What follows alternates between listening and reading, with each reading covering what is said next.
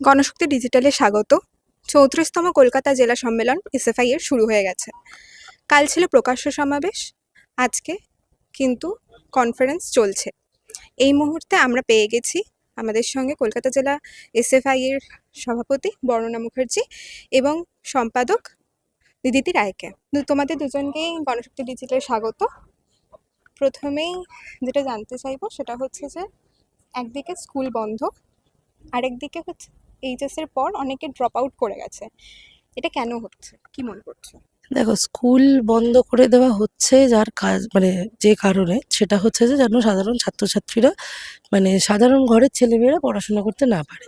পড়াশোনাটাকে একেবারে শিক্ষাটাকে প্রাইমারি এডুকেশনকে, পাবলিক এডুকেশনকে একেবারে পণ্য রূপে গণ্য করছে এই রাজ্যের সরকার, কেন্দ্রের সরকার। তোমার কাছে পয়সা থাকলে তুমি পড়াশুনো করবে, আর তোমার কাছে যদি পয়সা না থাকে তুমি গিয়ে পড়াশুনো করবে না।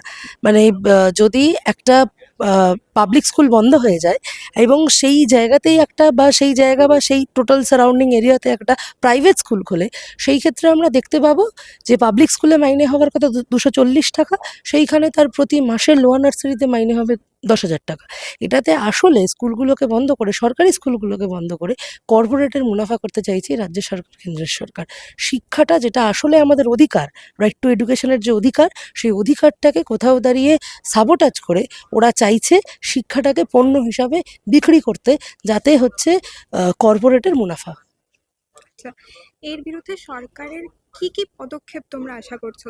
রাজ্য সরকার, কেন্দ্র সরকার কিভাবে এর বিরুদ্ধে পদক্ষেপ নিতে পারে বলে মনে করছো? এবার নিতে পারলে তো এতদিনে নিত, কিন্তু নিচ্ছে না বলেই আমাদের আসলে অল্টারনেটিভ হিসাবে কিভাবে উঠে আসা যায় সেটা আমাদের দেখাতে আমরা বাধ্য হচ্ছি। আমরা বিভিন্ন জায়গায় ছেলেমেয়েদের যেখানে ড্রপ আউট হয়েছে, পড়াশোনা বন্ধ হয়ে গেছে, আমরা কলকাতা শহরের বুকে এরকম দুটো অল্টারনেটিভ জায়গায় কি দুটো পাঠশালা চালাই, যারা স্বাধীনতা সংগ্রামী তাদের নামে। তার কারণ যে শিক্ষাঙ্গন থেকে, শিক্ষার আঙিনা থেকে ছাত্রদের ছাত্রত্ব কেড়ে নিচ্ছে যারা, তারা ছাত্রদের পড়াশোনার জন্য, অধিকারের জন্য লড়বে, একথা আমরা ভাবতে পারি না। কারণ আমরা ভাবতে পারি না তাদেরকে খারাপ লাগছে, বা তাদের সাথে আমাদের রাজনৈতিক গিয়ে ঐক্য নেই বলে, মত এক না বলে বলছি না, কিন্তু সেটা তার কারণ শেষ 15টা বছর পশ্চিমবাংলার মানুষ যে চিত্র দেখেছে, আমরাও তার ব্যতিক্রম কিছু নয়। দিকে দেখছি যে তোমরা বিভিন্ন সময় বলেছো যে বিভিন্ন কলেজ থেকে স্বচ্ছ শিক্ষক নিয়োগের দাবি তোমরা তুলেছো। আবার রাজপথে আমরা দেখেছি যে শিক্ষকরা নেমেছে, তারা আন্দোলন করেছে, তখন পুলিশ একরকম ভূমিকা নিয়েছে। এই যে দুটো দিক কিভাবে দেখছো?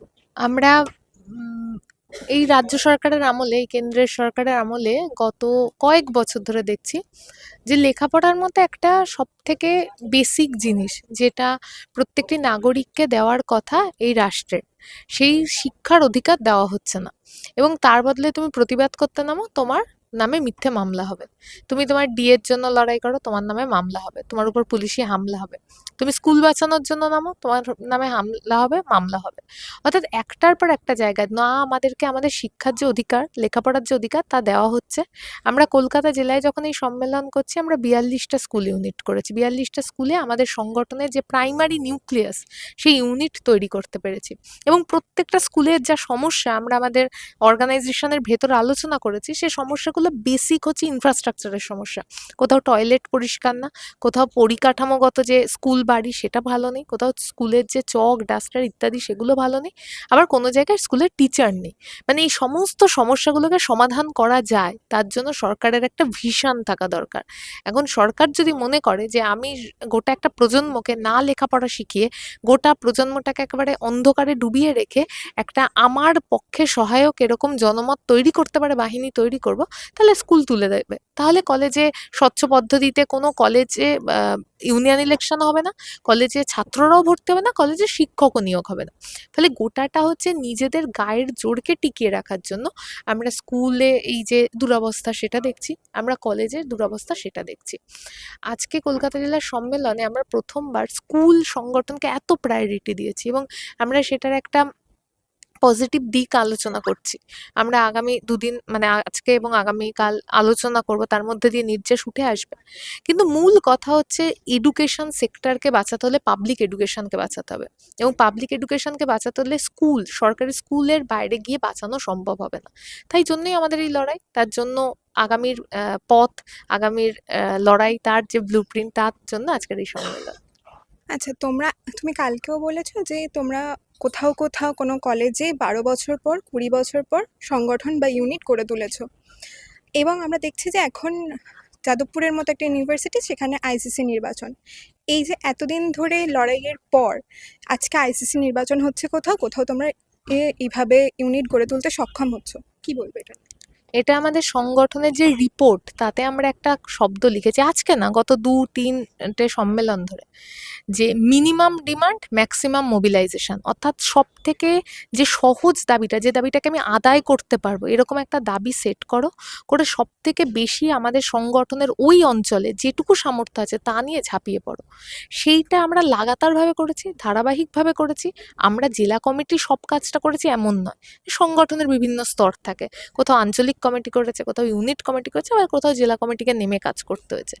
যে জায়গায় আমরা এই একটা জায়গা নিয়ে পড়েছিলাম যে আমাদেরকে দাবি তুলে আনতে হবে একদম স্কুলের, কলেজের, মানে মূলত কলেজের ছাত্রদের যে দাবিগুলো, তাদেরকে রোজকার দৈনন্দিন সমস্যার মুখে পড়তে হয়, সেই দাবি তুলে এনে যদি আমরা লাগাতার তার মধ্যে দিয়ে আন্দোলনে থাকি, এটা করা সম্ভব।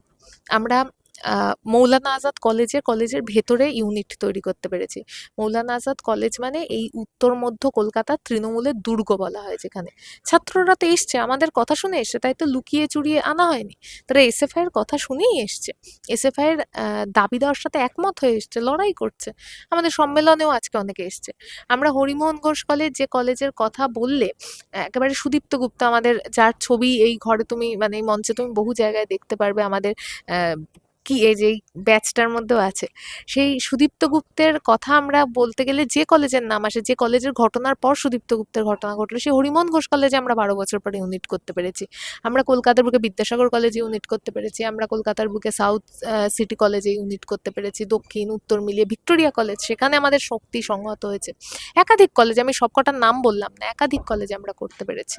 মূলত হচ্ছে এই যে একটা প্রচার চলে না, এই নতুন প্রজন্ম রাজনীতি বিমুখ, এই নতুন প্রজন্ম জেনজি, তারা আন্দোলনে থাকতে চায় না, এটা আসলে মিথ্যে। এই প্রজন্ম তার মতো করে তার ক্রাইসিসকে ওভারকাম করবে, এবং ওভারকাম করার জন্য আমাদের সংগঠনকে যেভাবে যেভাবে পলিটিসাইজ করার কথা, রাজনীতিকরণ করার কথা, সেটা আমরা করছি। তার ফলে দাঁড়িয়ে এই যে এই ছোট ছোট সাফল্যগুলো আমাদের সামনে এসেছে। আচ্ছা, আমার আসলে বর্ণালীর কাছে জিজ্ঞেস করবো যে তুমি কালকে বলেছো যে 2011 এবং 2015, 2017 এই যে ইলেকশন, ছাত্র নির্বাচন, সেগুলো কিভাবে হয়েছে তোমরা সবাই জানো, কি পদ্ধতিতে হয়েছে।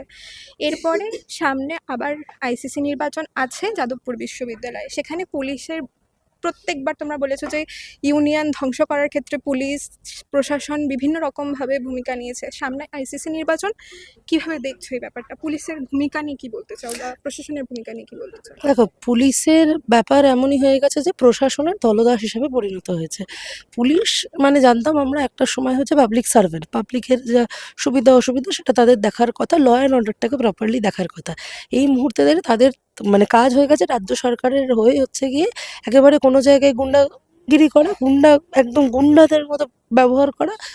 তবে হ্যাঁ, এই কথা সত্যি, সেটা হচ্ছে আইসিসি ইলেকশনের যে লড়াই করে আমরা ছিনিয়ে আনতে পেরেছি, কমরেডরাই আসলে নিজেরা নিজেদের হকে, নিজেদের দাবিতে, নিজেদের ক্যাম্পাসকে সুস্থ রাখার জন্য তারা নিজেরা নিজেদের লড়াইটা লড়ে আবার সেই লড়াই জিতে নিতে পারবেন।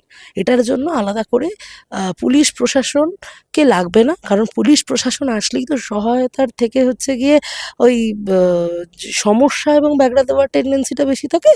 তো সেই জন্য হচ্ছে যে সেইটা থেকে ওনারা যদি বিরত থাকেন, এবং ওনারা যদি বিরত নাও থাকেন, এই দুটো প্রক্রিয়ার মধ্যেই আমরা এসএফআই আইসিসি নির্বাচনেও আমাদের জয় হচ্ছে সুনিশ্চিত করতে পারবো।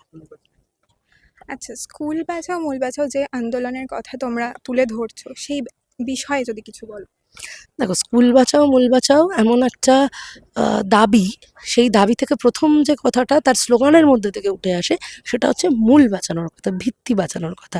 আসলে আমরা আগে স্লোগান দিতাম শুধু, সেটা হচ্ছে যে ক্যাম্পাসে স্বচ্ছ ছাত্র সংসদ নির্বাচন চাই। এবার ক্যাম্পাস পর্যন্ত যখন দেখলো এসএফআই ক্যাম্পাসকে টার্গেট করছে, মানে কলেজ বিশ্ববিদ্যালয় ক্যাম্পাসকে, সেই কলেজ বিশ্ববিদ্যালয় ক্যাম্পাসে যাতে সাধারণ ছাত্রছাত্রীরা পৌঁছাতে না পারে, সেইটার একটা ষড়যন্ত্র মানে তৈরি করলো এই রাজ্য সরকার, কেন্দ্র সরকারের তত্ত্বাবধানে। শুধু পশ্চিমবাংলা নয়, শুধু কলকাতা নয়, এই মুহূর্তে দাঁড়িয়ে স্কুল বাঁচাও আন্দোলন একেবারে আন্দোলন রূপে ভারতবর্ষের প্রতিটা কোণায় সংগঠিত হচ্ছে। 2022-23 সালে এই স্কুল নিয়ে আমরা মুভমেন্ট করা শুরু করেছিলাম কলকাতা জেলাতেই। ডিআই অফিসে সে ভয়াবহ অবস্থা, পুলিশের সাথে ওখানে ধাক্কাধাক্কি এই সবটা। তারপরে সেইটা টেক ওভার করলো হচ্ছে গিয়ে আমাদের রাজ্যের ডাকে সমস্ত জায়গায় হচ্ছে গিয়ে স্কুল বাঁচাও মূল বাঁচাও হচ্ছে।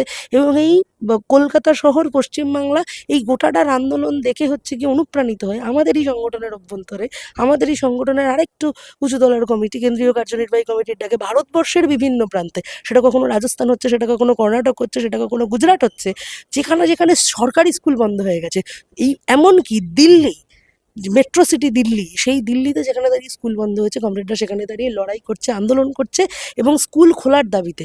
মানে শেষ 2 মাস আগে দিল্লিতে, যে দিল্লিতে আমরা শুধু জানতাম কলেজ আর বিশ্ববিদ্যালয় নিয়ে হচ্ছে গিয়ে অর্গানাইজেশন সংগঠিত হয়, দিল্লির প্রথম স্কুল ইউনিট হচ্ছে এ যাবৎ সময়ের মধ্যে, যে শেষ 2.5 মাসের মধ্যে।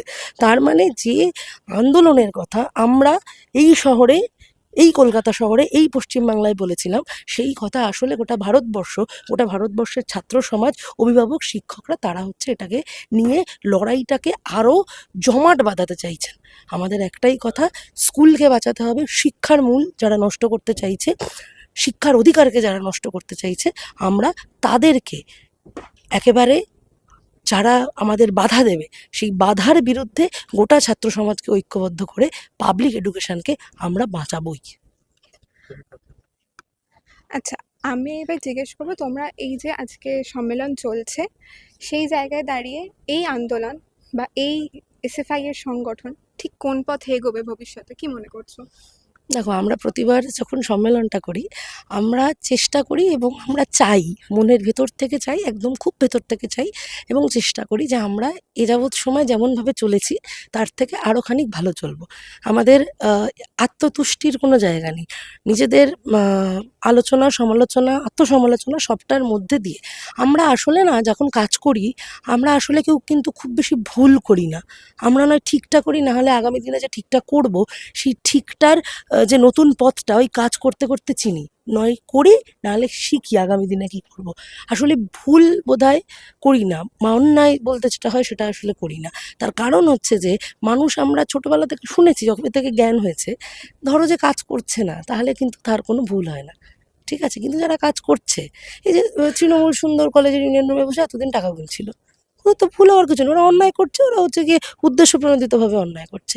কিন্তু যখন রাস্তায় নেমে এসএফআই লড়াই করছে, আন্দোলন করছে, মানে সংগঠন করছে, বা সামগ্রিকভাবে গোটা ছাত্র সমাজকে ঐক্যবদ্ধ করছে, ধরো 5 মিনিট রাস্তা আটকানোর জায়গায় 6 মিনিট রাস্তা আটকেছে, তারপরেই তো হচ্ছে গিয়ে সাধারণ মানুষকে বলেছে যে আপনাদের অসুবিধার জন্য আমরা ক্ষমা প্রার্থী।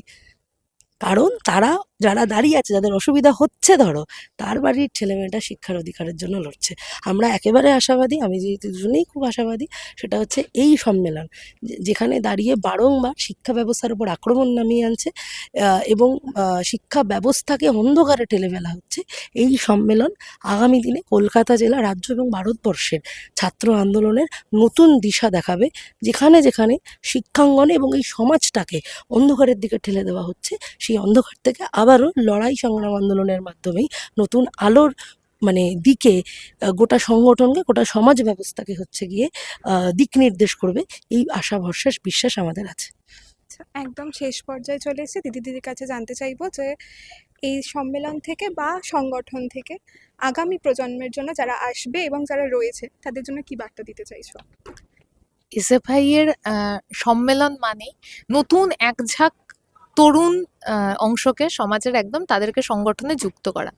ফলে এই গোটা ব্যবস্থাটায়, সমাজ ব্যবস্থাটা এমন চালানো হচ্ছে যে নয় গুন্ডাদের দ্বারা রাজনীতিকে কন্ট্রোল করা হচ্ছে, আর নইলে আমাদের রাজনীতি বিরোধী একটা সমাজ সেটা তৈরির চেষ্টা হচ্ছে। আমাদের মূল কথা, আমাদের মূল যে আশা, নতুন প্রজন্ম যারা আজকে সংগঠনে আসবে এবং পরবর্তীতে যুক্ত হবে, তারা এই রকম এক দুটো সরকার যারা প্রত্যেক দিন শিক্ষাকে বিক্রি করে দিতে চাইছে, তার উল্টো দিকে দাঁড়িয়ে একেবারে ছাত্রদের অধিকার নিয়ে লড়াই করুক, তারা সংগঠনের ভেতরে এবং বাইরে সকলের জন্য লড়াই করুক। এবং সকলের সমানাধিকার, ক্যাম্পাসের ভেতরে, ক্যাম্পাসের বাইরে, রাজপথে সকল ছেলেমেয়ে যাতে লেখাপড়া করতে পারে, সকল ছাত্ররা যাতে লেখাপড়া করতে পারে, মানে ছেলে মেয়ে থেকে সে ছাত্র হতেই পারে যদি সে স্কুলে বা কলেজে যায়, সেটাকে অ্যাসিওর করতে পারে এবং বিভিন্ন রকম যে বৈষম্য আছে তার বিরুদ্ধে লড়াই করতে পারে। এই পোটেনশিয়াল, এই সম্ভাবনা এসএফআই এর প্রত্যেকটি কর্মীর মধ্যে আছে। ফলে সেই সম্ভাবনাকে আগামী কমিটি এবং আগামী যে নতুন টিম তৈরি হবে সেই টিম ব্যবহার করবে, কাজে লাগাবে এবং তার মধ্যে দিয়ে আমরা যে সুন্দর একটি সমাজের স্বপ্ন দেখি সেই সমাজের দিকে আরেকটু এগিয়ে যাব। সম্মেলনের মাঝেও এতটা সময় দেওয়ার জন্য দুজনকেই ধন্যবাদ। এই সংক্রান্ত আরও খবর দেখার জন্য গণশক্তি ডিজিটালের পর্দায় চোখ রাখতে হবে। এই ভিডিওটিকে লাইক করুন, আপনার গুরুত্বপূর্ণ মতামত কমেন্টের মাধ্যমে আমাদের জানান এবং আমাদের চ্যানেলের ভিডিও সবার আগে দেখার জন্য ইউটিউবে গণশক্তিকে সাবস্ক্রাইব করুন, ফেসবুকে ফলো করুন এবং শেয়ার করুন আপনার পরিচিতদের মধ্যে। আমাদের চ্যানেলে আপলোড হওয়া ভিডিও নোটিফিকেশন পেতে বেল আইকনটি ক্লিক করতে ভুলবেন না।